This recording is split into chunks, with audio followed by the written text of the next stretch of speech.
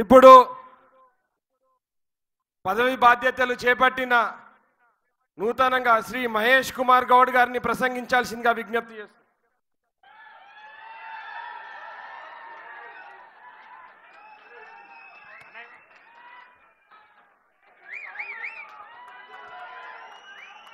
పెద్దలు రాష్ట్ర ముఖ్యమంత్రి వర్యులు ఇందాక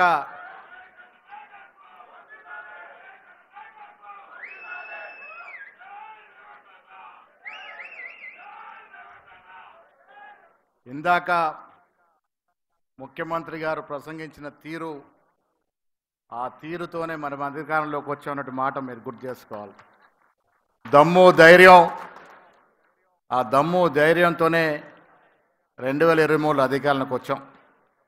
పెద్దలు ముఖ్యమంత్రి రేవంత్ రెడ్డి గారు, నేను చాలా సందర్భాల్లో దుర్గామాతగా పోలిస్తూ ఉంటాను. మా మేడం దీపాదాస్ మున్షి గారు, ఏఐసిసి కార్యదర్శులు విశ్వనాథ్ గారు, కొత్తగా నియమితులైన కార్యదర్శి విశ్వనాథ్ గారు, గౌరవనీయులు పెద్దలు మాజీ పిసిసి అధ్యక్షులు ఉత్తమ్ కుమార్ రెడ్డి గారు, పెద్దలు గౌరవనీయులు దామోదర్ రాజనరసింహ గారు, కోమటిరెడ్డి వెంకటరెడ్డి గారు, పొన్నం ప్రభాకర్ గారు, పొంగులేటి సుధాకర్ రెడ్డి గారు, పొంగులేటి శ్రీనివాసరెడ్డి గారు, జూపల్లి కృష్ణారావు గారు, సీతక్క గారు, సూర్యకక్క గారు, పెద్దలు గౌరవనీయులు తుమ్మల నాగేశ్వరరావు గారు, సిడబ్ల్యూసి సభ్యులు వంశచంద్రరెడ్డి గారు, పెద్దలు గౌరవనీయులు సిడబ్ల్యూ సభ్యులు కొప్పుల రాజు గారు, చిన్నారెడ్డి గారు, ప్రభుత్వ సలహాదారులు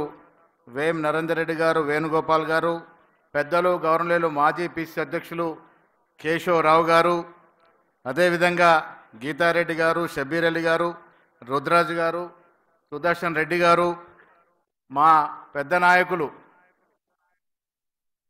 నాకు అర్థమైంది ఆయన గౌరవంగా పెద్దగా లాస్ట్లో చెప్పాలని, పెద్దలు గవర్నర్ వి హనుమంతరావు గారు,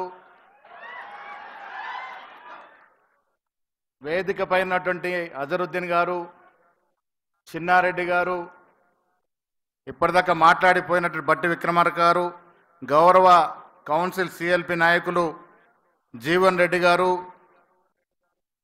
ఎమ్మెల్యేలు, ఎమ్మెల్సీలు, ఎంపీలు, ముఖ్యంగా డిసిసి అధ్యక్షులు, మానుబంధ సంఘాలు యూత్ కాంగ్రెస్ శివసేన రెడ్డి గారు, ఎన్ఎస్ఏ వెంకట్ గారు, మహిళా కాంగ్రెస్ సునీత గారు, సేవాదల్ జితేందర్ గారు, పిసిసి కార్యవర్గ సభ్యులు నా మిత్రులు సుఖ్మిందర్ సంధు గారు, ఏఎస్సి కార్యదర్శి మహేష్ గారు, వేదిక పైన ఎవరినైనా మర్చిపోతే బలరాం నాయక్ గారు, ఇంకెవరన్నా మర్చిపోతే కూడా క్షమించాలి. వేదిక పైన పెద్దలందరికీ, వేదిక మీద కింద ఉన్నటువంటి కార్యకర్తలందరికీ కూడా నమస్కారాలు. ఆ కార్యకర్త అనే పదానికి ఇవాళ నా నియామకం ద్వారా ఈ రాష్ట్ర చరిత్రలో ఒక గుర్తింపుగా ఉండిపోయే విధంగా ఆ పేరు వచ్చింది. గాంధీ భవన్ అంటే మాకు దేవాలయంతో సమానం. అందులో మా కార్యకర్తలందరూ మాకు దేవుళ్ళు, సోనియా గాంధీ గారు మాకు దేవత.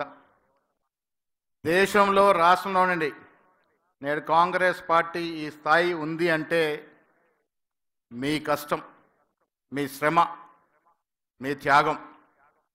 ఆనాడు రేవంత్ రెడ్డి గారు ముఖ్యమంత్రి అయిన తర్వాత ప్రజల్లో ఉత్సాహం రావటానికి కూడా కారణం ఏంటంటే 10 ఏళ్ళుగా మనం కష్టపడ్డ తీరు, కేసీఆర్ మనం ఇబ్బంది పెట్టిన తీరు, రేవంత్ రెడ్డి గారు ప్రజల్లో తిరుగుతూ ఉంటే ఈ అవకాశం ఈసారి వస్తుంది, ఇంకొద్ది కష్టపడదాం అన్నటువంటి ఆశతో మీరు కష్టపడ్డారు. కాబట్టే ఆనాడు సీనియర్ నాయకులు ఉన్నటువంటి సిఎల్పి నాయకులు బట్టి విక్రమార్క గారు, నాకు మార్గదర్శకుడైనటువంటి ఉత్తమ్ కుమార్ రెడ్డి గారు, పెద్దలు విహెచ్ఏ గారు, షబీర్ అలీ గారు, చాలామంది సీనియర్లు ఈసారి విభేదాలు పక్కన పెట్టి మనం అధికారంలోకి రావాలంటే అందరం కూడా కలిసికట్టుగా పనిచేయాలన్న తపనతో ముందుకెళ్ళినట్టు సందర్భం. కొన్ని కష్టాలు వచ్చాయి. నా నానాడు వర్కింగ్ ప్రెసిడెంట్ అయిన తర్వాత ఆనాడు ప్రధాన కార్యదర్శిగా ఉన్నటువంటి మా మిత్రులు మాణిక్ ఠాగూర్ గారు, రేవంత్ రెడ్డి గారు, బోసరాజు గారు ఆర్గనైజేషన్ ఇన్ఛార్జిగా బాధ్యతలు ఇచ్చినారు కాబట్టే ఇవాళ మీకు నేను దగ్గర కాగలిగినారు.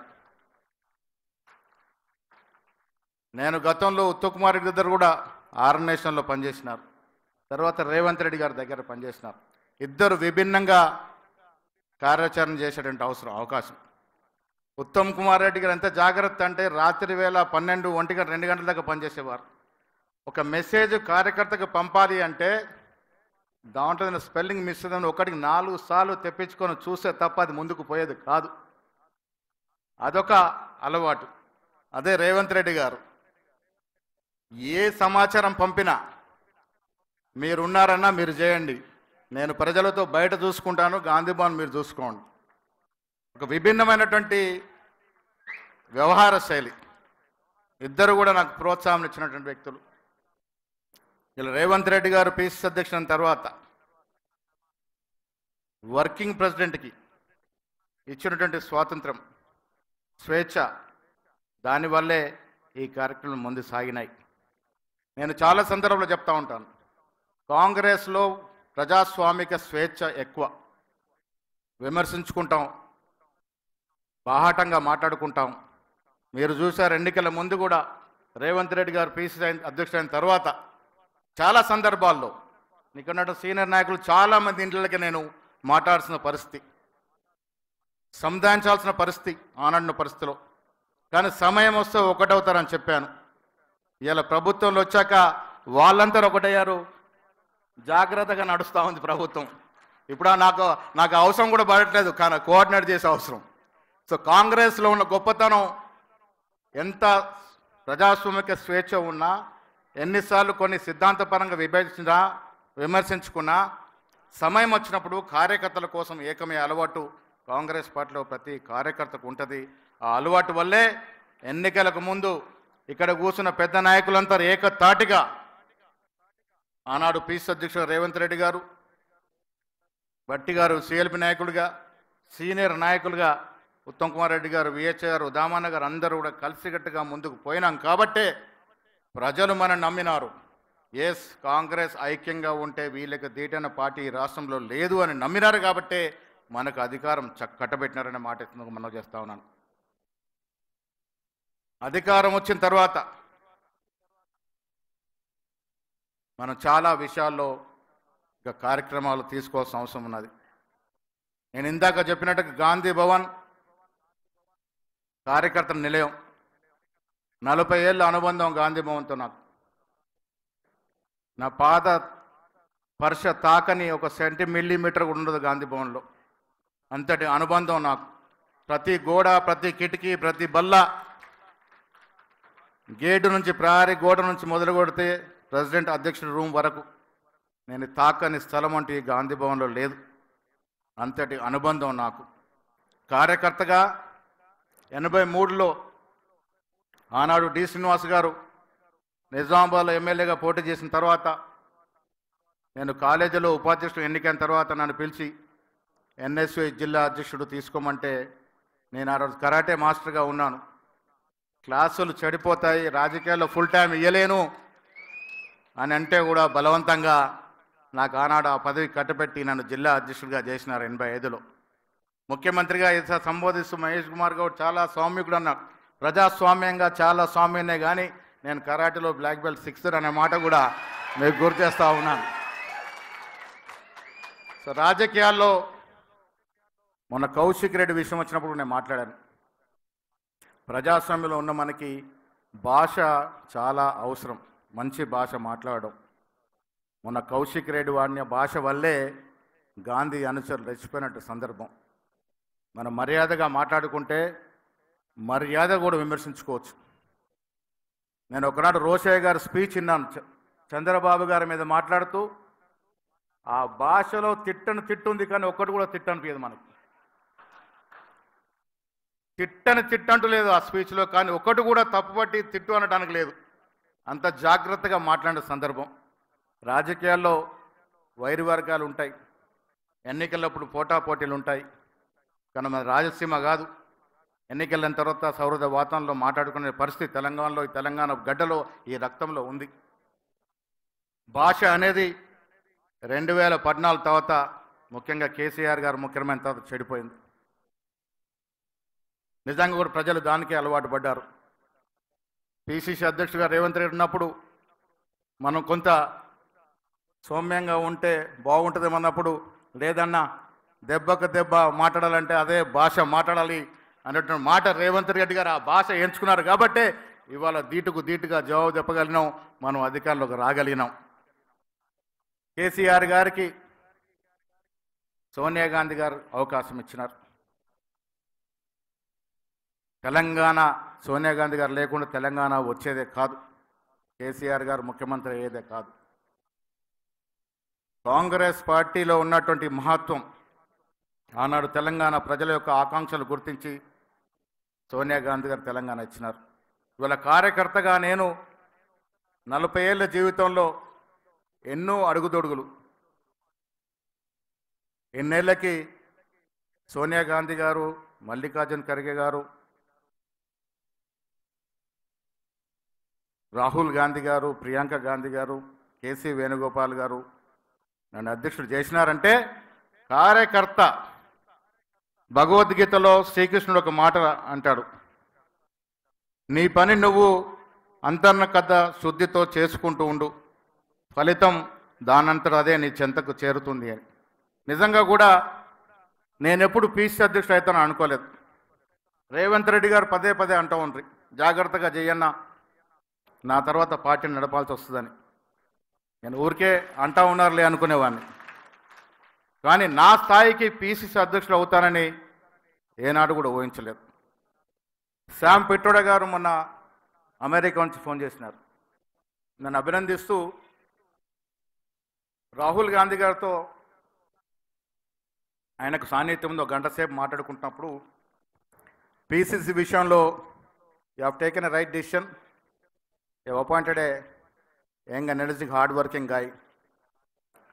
Petrodaji, I didn't understand when whole of Congress party in Telangana suggested that name. I was wondering who is this man ani.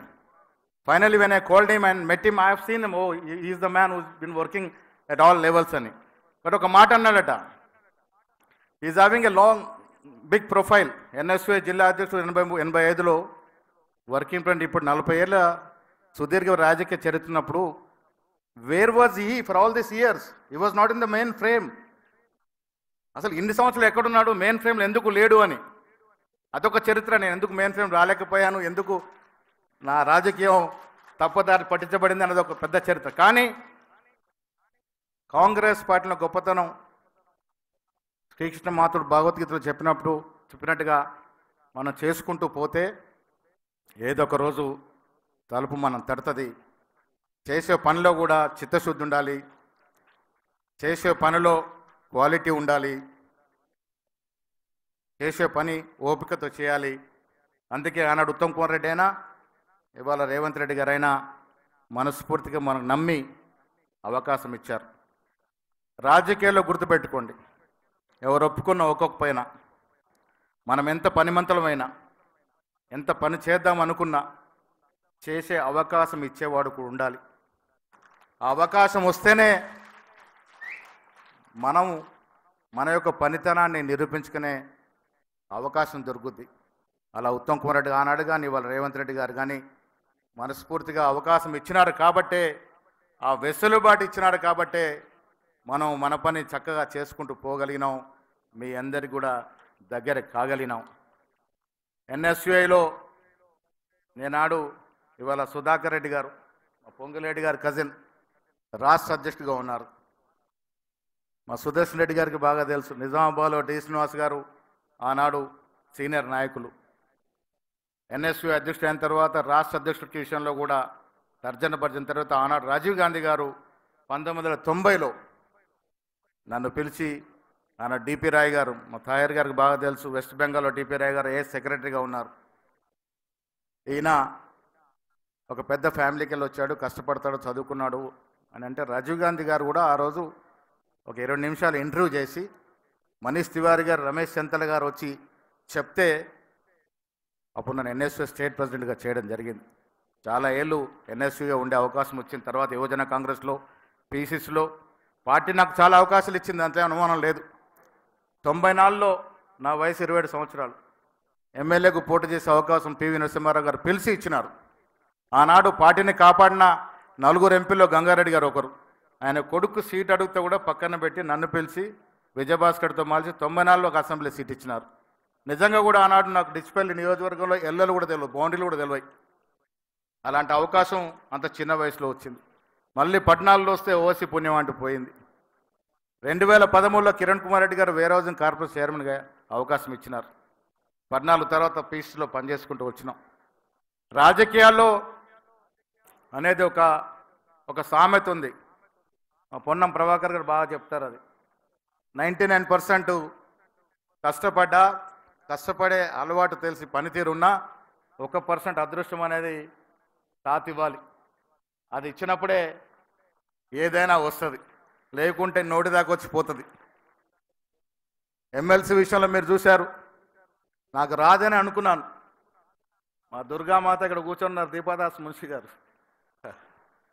ఆనాడు రాత్రి రేవంత్ రెడ్డి గారితో మాట్లాడి, రేవంత్ రెడ్డి గారు ముందు నుంచి నాకేం అభ్యంతరం లేదు, 3వ పేరు అక్కడి నుంచి వచ్చింది కాబట్టి మీరు నిర్ణయం తీసుకోండి, మహేష్ విషయంలో నాకెలాంటి ఇది లేదని. పొద్దున్నే ఉత్తమ్ కుమార్ రెడ్డి గారు, పొన్నం ప్రభాకర్ గారు, వీళ్ళంతా కూడా దీపాదాస్ మున్షి గారితో మాట్లాడడం. సో రాజకీయాల్లో నేను ఎందుకు చెప్తాను అంటే నోటి దాకా వచ్చి పోయిన సందర్భాలు కూడా చాలా ఉంటాయి. కానీ ఎప్పుడు కూడా చలించలే, వెనక్కి పోలే. నేను వర్కింగ్ ప్రెసిడెంట్ ఆర్గనైజేషన్ రోజున నేను ఎప్పుడు కూడా అధ్యక్షుడు అనుకోలే. ఒక చిన్న ఉదాహరణ చెప్తాను. నేను 88లో సుధాకర్ రెడ్డి గారు రాష్ట్ర అధ్యక్షుడినప్పుడు నేను స్టేట్ జనరల్ సెక్రటరీ. గాంధీ భవన్కి అప్పుడప్పుడే వస్తూ ఉన్నాం, కొత్తగా మెట్లెక్కుతూ ఉన్నాం. ఆ వరండాలో నడుస్తూ ఉంటే ఆనాడు చెన్నారెడ్డి గారు పీస్ ప్రెసిడెంట్, మండల్ వెంకటకృష్ణారావు 65 ఏళ్ళు, ఆయన ఒక ప్రధాన కార్యదర్శి. సింగం బస్పునే గారు 70 ఏళ్ళు, ఆయన ఒక ప్రధాన కార్యదర్శి. కోట పున్నయ్య గారు ఎక్స్ఎంపీ, ఆయన ఒక 65-70 ఏళ్ళు. ప్రకాష్ రెడ్డి గారిని ఒక రూమ్లో, ఇప్పుడు పిఎస్సి మా షబీర్ అలీ గారు కూర్చునే రూమ్లో కూర్చునేవారు. నల్లటి గడ్డంతో యంగ్ మ్యాన్, అప్పుడు ఆయన 30, 32, 33 ఏళ్ళు ఉంటాయి. సో కుమార్ రావు గారు లాంటి అడిగాం, ఏంది ఇంత చిన్న వయసులో ప్రధాన కార్యదర్శి కలిగినారు, ఏ విధంగా సాధ్యమైందని. ఆయన విజయభాస్కర్ రెడ్డి గారు మనిషి, ఆయన ఒకటే పేరు చెప్తాడు ఎప్పుడు చెప్పిన పీసీసీలో, అందుకే ఆయన ప్రధాన కార్యదర్శి పదవి ఇచ్చారని. నేను మా జిల్లా నాయకులతో అన్నాను, ఏదో ఒక రోజు అదృష్టం ఉంటే మనం కూడా రాష్ట్రానికి ప్రధాన కార్యదర్శి కావాలి, ఈ సీట్లో కూర్చోవాలి అని దేవుడి సాక్షికి చెప్తా ఉన్నాను. ఆనాడు మా మిత్రులతో అన్నాను, ప్రకాష్ రెడ్డి లాగా ఏదో ఒక రోజు ప్రధాన కార్యదర్శి పదవి రావాలి, పీసీసీకి ఈ సీట్లో కూర్చోవాలనుకున్నాను. దేవుడు దయదలిచి మీ అందరి దయవాలి ఇలా రాష్ట్ర అధ్యక్షుడిగా కాగలిగినాను. మళ్ళీ చెప్తా ఉన్నాను, కాంగ్రెస్ పార్టీ ఎంత గొప్పదంటే, ఒక కార్యకర్తకి న్యాయం జరగాలంటే అందులో వెనుకబడ్డ తరగతిలో ఒక మారుమూల గ్రామం రహత్ నగర్ అని, బేచిరా గ్రామం అంటారు మాది. ఆ గ్రామంలో మా ఇంట్లో తప్ప చుట్టుపక్కల 4-5 గ్రామాల్లో ఛాయ్ దొరికేది కాదు. ఆవులు బర్రెలు మా ఇంట్లో ఉండే, అక్కడే ఎవరైనా వస్తే ఛాయ్ దొరికేది. ఇప్పుడు సివి ఆనంద్ కమిషనర్ గారు father mother forest range officer Damodar Reddy గారు, ఫారెస్ట్ వాళ్ళు వచ్చినా పోలీసు వాళ్ళు వచ్చినా ఛాయ్ మాయదు. అటువంటి కుగ్రామంలో పుట్టిన మాకు మా నాన్నగారు స్వర్గీయ గంగాధర్ గౌడ్ గారు చదువు మీద, ఆయనకి చదువు మీద శ్రద్ధతో మాకు నిజామాబాద్లో ఇల్లు కొని కాన్వెంట్ స్కూల్లో వేసి మమ్మల్ని చదివించినారు. చదువు ఉంటే ఎంత దూరమైన పోగలం. నేను ప్రతి సమావేశంలో ప్రతి భాషలో చదువుకుని చెప్తాను, పిల్లలకు చెప్తాను, కష్టపడి చదువుకుంటే కలర్ఫుల్ 70-80 ఇంచెస్ టీవీ లాంటి జీవితం. చదువుకోకుంటే ఆనాడు మేము చూసాం, మీరు చూడలేదు కావచ్చు, 14 ఇంచుల బ్లాక్ అండ్ వైట్ టీవీ ఉండేది, ఒకటి పోర్టబుల్ టీవీ, చాలా చిన్నదిగా ఉండేది. చదువుకోకుంటే 14 ఇంచెస్ టీవీ లాంటి జీవితం, చదువుకుంటే 80 ఇంచెస్ 90 ఇంచెస్ కలర్ టీవీ లాంటి జీవితం. ఆనాడు మమ్మల్ని నిజామాబాద్ తీసుకొచ్చి చదివించినారు కాబట్టి ఇంత దూరం మేము రాగలిగిన మాట కూడా మీ ద్వారా ఆ మాట చెప్తాను. ఎందుకు చెప్తానంటే ఇవాళ ముఖ్యమంత్రి గారు దూరదృష్టితో చదువు, వైద్యం, క్రీడలు, నిజంగా మిమ్మల్ని నేను అభినందిస్తూ ఉన్నాను. ఈ 3 పట్ల మీకున్నటువంటి ప్రేమ. మన శివసేనారెడ్డి గారు చెప్తా ఉన్నారు, ఎంత బడ్జెట్ అయినా పర్వాలేదు, ఈ రాష్ట్రం నుంచి గొప్ప గొప్ప క్రీడాకారులు రావాలన్నమాట. ఇవాళ ఈ రాష్ట్రంలో ముఖ్యమంత్రి గారు చెప్పినట్టుగా మనం అధికారంలోకి వచ్చాం. మళ్ళీ చెప్తా ఉన్నాను, మీ అందరి ఫలితం వల్ల అధికారంలోకి వచ్చాం. చక్కటి కార్యక్రమాలు ఇస్తూ ఉన్నాం. చాలా విషయాలు ముఖ్యమంత్రి గారు డిప్యూటీ ముఖ్యమంత్రి చెప్పినారు. కొన్ని విషయాలు నేను చెప్తాను. ఎన్ని చక్కటి కార్యక్రమాలు ఇస్తూ ఉన్నామంటే కేసీఆర్ గారు సోనియా గాంధీ గారు ఇచ్చిన తెలంగాణని వారి కుటుంబం యొక్క అవసరాలకి వాడుకున్నాడు. దాంట్లో ఏం అనుమానం లేదు. అది నీళ్ల పేరిట జరిగిన దోపిడీ కానీ, భూముల పేరిట జరిగిన దోపిడీ కానీ, ఇతరత్ర పేరిట జరిగిన దోపిడీ అంతా కూడా ధనిక రాష్ట్రంగా పుట్టిన తెలంగాణ సొత్తుని కేసీఆర్ కుటుంబం కొంతమంది వారి తాబేదారులు దోచుకున్న సందర్భం. అందుకే ప్రజలు విసిగి వేశారన్న సమయంలో మనకు అవకాశం ఇచ్చినారు. ఇవాళ రుణమాఫీ అని వారు 4-5 తరఫాలో 16-17 కోట్లు ఇస్తే మనం వచ్చిన సందర్భంలో 9 నెలల్లో ముఖ్యమంత్రి గారు వారి క్యాబినెట్ 18,000 కోట్ల పైకి రుణమాఫీ చేయగలిగినాం.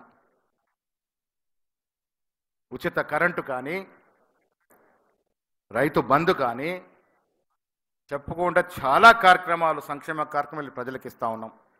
అభివృద్ధి కార్యక్రమాలు జరుగుతూ ఉన్నాయి. అయినా ప్రజలు ఆలోచిస్తున్న తరుణంలో ప్రతిపక్షాల వాళ్ళు మనని బద్నాం చేసిన తరుణంలో నా కర్తవ్యం పిసిసి అధ్యక్షుడిగా మీ అందరికీ ఈ దశ దిశ నేను ఇస్తూ ఉన్నాను. గ్రామాలకు వెళ్ళాలి. కాంగ్రెస్ ప్రభుత్వం చేపడుతున్నటువంటి ప్రతి సంక్షేమ కార్యక్రమం కానీ, అభివృద్ధి కార్యక్రమం కానీ ఈ రకంగా గత 10 ఏళ్ళలో దోపిడీ జరిగింది. ఆ దోపిడీ అరికట్టి ఈ రకంగా ఇలా మేము మేలు చేస్తూ ఉన్నామని చెప్తే తప్ప ప్రజలకు ఎన్నికే పరిస్థితి లేదు. ప్రతిపక్షంలో కేసీఆర్ కేటీఆర్ ఉన్నది లేనట్టుగా, లేని ఉన్నట్టుగా విమర్శ చేస్తూ ఉన్నారు. సోషల్ మీడియాని సోషల్ సెన్స్ లేకుండా వాడుతూ ఉన్నారు. అడ్డంగా రాతలు రాయిస్తూ ఉన్నారు. దీన్ని ఎదుర్కోవాల్సింది ఎవరు అన్నప్పుడు కార్యకర్తలే, మీరే. కార్యకర్తల విషయంలో ఇందాక మంచి మాట చెప్పినారు ముఖ్యమంత్రి గారు. ఆయన ముఖ్యమంత్రి అయిన తర్వాత మేము రోజు కారులో పోతా ఉన్నాం. ప్రజలు ఎదుర్కొంటా చూస్తూ ఉంటే ఒక మాట అన్నాడు, ముందు పైలట్లు, సైరన్లు, ఎస్కాట్తో మనం పోతా ఉన్నామన్నా, కానీ వారు కదా మనం గెలిపించింది, వారికి కదా పదవులు రావాల్సింది అనే ఒక దృక్పథంతో అందుకే కార్పొరేట్ చేయడం తక్షణమే మన ప్రభుత్వంలోకి వచ్చిన తక్షణమే కార్పొరేట్ చేయడం వల్ల వేయడం జరిగింది. ఇవాళ సర్పంచ్ కానీ, ఎంపీటీసీ కానీ, జెడ్పీటీసీ కానీ, ఎంపీపీ కానీ, జిల్లా పరిషత్తులు కానీ ఇవన్నీ కూడా సకాలంలో ఎన్నికలు జరగాలి. కానీ ఇవాళ రాహుల్ గాంధీ గారి నినాదం కుల గణన చేయాలంటే నినాదం. వారి నినాదంతోనే శ్రీధర్ బాబు గారికి స్వాగతం. అందరు మంత్రులున్నా అసలు మంత్రి అయ్యగారు లేకుంటే రండి రండి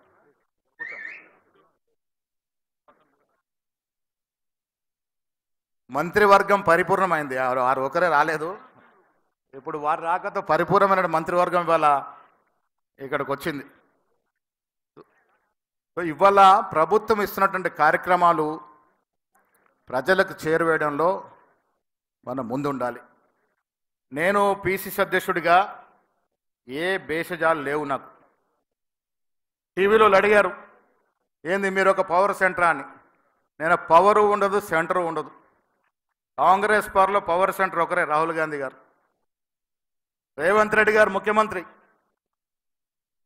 వయసులో మాకన్నా చిన్నవాడైనా పెద్దన్న పాత్రలో ఉన్నాడు. మేమంతా కూడా అన్నదమ్ముల్లాగా ప్రజల ఏత ఆశలు ఆకాంక్షలతో ఏత నమ్మకంతో మాకు ప్రభుత్వాన్ని ఇచ్చినారో ఇంచెత్తు అపనమ్మకం కానీ దాని వమ్ము కానీ చేయకుండా ముందుకు పోవడమే ధర్మం. దాంట్లో మా పదవులనో వివిధ పొజిషన్లనో ఏది ఉండదు. నేను మీకు చెప్తా నేను పిసిసి అధ్యక్షుడైనా మీలాంటి కార్యకర్తగానే మిగిలిపోతాను. నిరంతరం మీ సేవలో ఉంటాను. పిసిసి అధ్యక్ష పదవి అనే ఆషామాషి కాదు. ఈ గౌరవం దక్కడం అనేది నా జీవితం ధన్యమైంది. కార్యకర్తగానే ఉంటాను, మీ లోపనే ఉంటాను, మీతోనే ఉంటాను. ప్రభుత్వం చక్కగా నడుస్తూ ఉంది, మంచి కార్యక్రమాలు ఇస్తూ ఉన్నారు. వాటిని ప్రజలకు తీసుకెళ్లడంలో ప్రభుత్వానికి మీకు మధ్యగా వారధిగా ఉంటాను. మీరు ఇచ్చే సలహాలు, సూచనలు, మీ సమాలోచనలు, మీ మదిలో ఉన్న ప్రతి విషయం నాకు వచ్చి చెప్పొచ్చు. గాంధీ భవన్లో హైదరాబాద్లో ఉంటే డెఫినెట్గా 6-7 గంటలు ఉంటాను. నాకు 20 ఏళ్ళుగా అలవాటు. ప్రధాన కార్యదర్శిగా నేను పొన్నాల లక్ష్మి గారి టైంలో ఉన్నప్పుడు కూడా నాకు అంత పెద్ద బాధ్యత లేకున్నా రోజు పొద్దున 11 గాంధీ భవన్ వచ్చి 2 ఇరానీ ఛాయలు తాగితేనే గాంధీ భవన్ తృప్తి. అలాంటి అలవాటు నాకుంది. సో అందుకే చెప్తా ఉన్నాను, గాంధీ భవన్ మన దేవాలయం, మీరందరూ కూడా దాంట్లో దేవులతో సమానం. మనమందరం కూడా కలిసికట్టుగా ముందుకు పోవాలి. ముఖ్యమంత్రి గారు ప్రభుత్వం నడపాలి. వారికి ఉండే సమయం ప్రభుత్వం నడపడానికి సరిపోదు. మనం వారిచ్చే కార్యక్రమాలు కానీ, ప్రభుత్వ పరంగా తీసుకునే కార్యక్రమాలు కానీ ప్రజల వద్దకు తీసుకెళ్ళడం మన వంతు కర్తవ్యం. ముందుకు తీసుకెళ్లాల్సిన అవసరం ఉన్నదన్న మాట కూడా ఈ సందర్భంగా నేను మనవి చేస్తా ఉన్నాను. 2-3 విషయాలు ముఖ్యమంత్రి గారి నోటీస్ తీసుకురావాలి. తెలంగాణ అనేది state of rocks and lakes. ముఖ్యమంత్రి గారికి ఆలోచన ఎవరిచ్చారో తెలియదు, కానీ హైడ్రా అనేది ఒక చరిత్రాత్మక నిర్ణయం. నేను భోపాల్ వెళ్తూ ఉంటాను. మా ఆవిడతో కూడా 2-3 సార్లు అక్కడ మిత్రులు ఉంటే, రాజ్ కుమార్ పటేల్ అని అక్కడ మినిస్టర్గా చేసినారు. 6 నెలల క్రితం కూడా వాళ్ళ ఇంటో పెళ్ళింటూ పోయాం. వాళ్ళు చాలా గొప్పగా చెప్తారు, Bhopal is the city of lakes అని. Actually Hyderabad is the city of rocks and lakes. ఇంత గొప్ప రాక్స్ ఉన్న నగరము, ఇంత సంఖ్యలో ఉన్న చెరువులు కుంట్ల నగరం ఇంకెక్కడ లేదు. దురదృష్టవశాత్తు కూర్చుకుంటూ పోయినాయి, అవి అంతరించుకుంటూ పోయినాయి. మోకిలలో నీళ్ళు వస్తున్నాయి, నర్సింగలో నీళ్ళు వస్తున్నాయి. ఎందుకు వస్తున్నాయి? చెరువులు కబలించబడ్డాయి కాబట్టి నీళ్ళు వస్తూ ఉన్నాయి. నేను మళ్ళీ చెప్తున్నా, ఏ మతం మీకు ఆలోచన ఇచ్చాడో కానీ అది మీ ఆలోచన కానీ, ఇది మన కోసం కాదు, నిజంగా కూడా వచ్చే తరాలకి, మన పిల్లలకి ఉపయోగపడే కార్యక్రమం. ఈ 10 ఏళ్ళు, అంతకుముందు కూడా మన ప్రభుత్వంలో కొన్ని తప్పిదాలు జరిగి ఉండొచ్చు, కానీ ఈ 10 ఏళ్ళు మాత్రం యథేచ్ఛగా ఎమ్మెల్యేలు, ఎమ్మెల్సీలు, ఎంపీలు, మంత్రులు చెరువులు, కుంటలు యథేచ్ఛగా కబలించేశారు. ఇలా బాధేస్తుంది, వాళ్ళకి అందరికన్నా ఎక్కువ బాధేస్తూ ఉంది. యథాస్థితికి చెరువులు తీసుకొస్తే వాళ్ళకి భయపెట్టి పెట్టుబడులు రావని. అరే బాబు, యథాస్థితికి చెరువులు, కుంటలు తీసుకొచ్చి రాక్స్ ఇవి కనబడితే ప్రపంచంలోనే మేటి నగరంగా మారేటువంటి అవకాశం హైదరాబాద్కు ఉంది. ఆ దశగా మీరు ప్రయత్నం చేస్తూ ఉన్నారు. ముందుకు పోవాల్సిందిగా నేను విజ్ఞప్తి చేస్తూ ఉన్నాను. ఏ ఆటంకాలు వచ్చినా హైడ్రాని ఆపకూడదు. మీరు హైడ్రా హైదరాబాద్కే పరిమితం కాకూడదు. మిమ్మల్ని మార్గదర్శకంగా చూసుకొని సుదర్శన్ రెడ్డి గారు, మేము నిజామాబాద్లో ఒక 8-9 చోట్ల ప్రాపర్టీలు గవర్నమెంట్ పరం చేశాం. కొన్ని చోట్ల బాధ ఏంటంటే బీదవాళ్ళు తెలియక కొన్న వాళ్ళు ఉన్నారు. వారిని రిహాబిలిట్ చేయాల్సిన అవసరం కూడా, బాధ్యత కూడా మన మీద ఉందనే మాట ముఖ్యమంత్రి గారు చెప్తా ఉన్నాను. దళారులు, బడా వ్యాపారస్తులు యథేచ్ఛగా అమ్ముకున్నారు. కానీ కొన్ని తెలియక కొన్న బీదర్సులకు ఇలా నష్టం జరుగుతూ ఉంది. బీదల ప్రభుత్వం అంది కాబట్టి వారిని రిహాబిలిట్ చేస్తే హైడ్రా 100% సక్సెస్ఫుల్ ప్రాజెక్ట్ అనే మాట కూడా మీ దృష్టికి తెస్తూ ఉన్నాను. అదేవిధంగా మీరు పీసీ అధ్యక్షుడు ఉన్నప్పుడు, అంతకుముందు ఉత్తమ్ కుమార్ రెడ్డి ఉన్నప్పుడు, బోయినపల్లిలో ఉన్నటువంటి మనకి 10 ఎకరాల స్థలం ఇలా మనకు రావడంలో ముఖ్యమంత్రి గారి కృషి ఎంతో ఉంది. మన శామ్ పెట్రోడా గారు కూడా అదే మాట మాట్లాడారు, రాహుల్ గాంధీ గారు అదే మాట్లాడినారట. దాన్ని రాజీవ్ గాంధీ ఐడియాలజీ సెంటర్ చేయడానికి మీరు ముఖ్యమంత్రిగా, నేను పీసీ అధ్యక్షుడిగా మన హయాంలో అది గొప్ప స్ట్రక్చర్గా నిలబడాలని నా కోరిక అనే మాట కూడా నేను సొంతగా మనవి చేస్తూ ఉన్నాను. రీజనల్ పార్టీస్ వల్ల యథేచ్ఛగా నగరాల్లో, జిల్లాల్లో ఆఫీసులు కట్టుకున్నారు. ఈ దేశ చరిత్రలో కమ్యూనిస్ట్ పార్టీలకు ఉన్నటువంటి ఆస్తులు ఏ ఇతర పార్టీలకు లేవు. ఎస్ కమ్యూనిస్టు పార్టీలకు ఉన్నటువంటి ఆస్తులు జాగ్రత్తగా, నిస్వార్థంగా వాళ్ళు పార్టీల కోసం కూడబెట్టిన ఆస్తులు. ఇలా ప్రతి జిల్లా హెడ్ క్వార్టర్లో ముఖ్యమంత్రి గారు, ప్రతి జిల్లా హెడ్ క్వార్టర్లో మన కాంగ్రెస్ ఆఫీస్ ఉండాలి. దయచేసి మీరు కలెక్టర్కి ఇన్ఫార్మ్ చేయండి. ఏదైతే గతంలో విచ్చలవిడిగా టీఆర్ఎస్ దోచుకుందో ఆ మార్గాన మనకు అవసరం లేదు. మార్కెట్ రేటుకు ఏదైతే పార్టీలకు, రాజకీయ పార్టీలకు ఏదైతే రేటుతో ఇస్తారో ఆ రేట్ ప్రకారం మనకు కూడా ఇస్తే ప్రతి జిల్లాలో మన హయాంలో జిల్లా కాంగ్రెస్ కమిటీ కార్యాలయం రావాలన్నదే నా ఆకాంక్ష. ఆ కోరిక నెరవేర్చే విధంగా మీరు సహకారం చేయాల్సిందిగా కూడా ముఖ్యమంత్రి గారిని నేను కోరుతా ఉన్నాను. అదేవిధంగా చాలా సందర్భాల్లో చెప్తా ఉండే, ఇప్పుడు గాంధీ భవనం దేవాలయం ఇక్కడ మంత్రివర్గులందరూ కూడా, మంత్రులను విజ్ఞప్తి చేస్తూ ఉన్నాను, గాంధీ భవన్ ఉంటేనే మన ప్రభుత్వం, మన అధికారం. పార్టీయే ప్రామాణికం, పార్టీ లేనిదే అధికారం లేదు. పార్టీయే మిన్న, పార్టీ తర్వాతనే అధికారం, మన పదవులు. గాంధీ భవన్కు విధిగా ప్రతి వారం 2 మంత్రులు రావాల్సిందిగా నేను విజ్ఞప్తి చేస్తా ఉన్నాను. రోస్టర్ పద్ధతిలో మీకు సమయం ఇస్తాం. వెనస్డే ఒకరు, ఫ్రైడే ఒకరు. మీరు ఏ శాఖ మంత్రి అయినా పర్వాలే, కానీ గాంధీ భవన్కి సామాన్యుడు వస్తాడు. ఎందుకు వస్తాడు? గాంధీ భవన్ కాంగ్రెస్ హెడ్ క్వార్టర్ కాబట్టి. మా బాధ వినేవాడు అక్కడ ఉంటారని వస్తారు. మా గోడు వెళ్ళబోసుకుందని గాంధీ భవన్కి వస్తారు.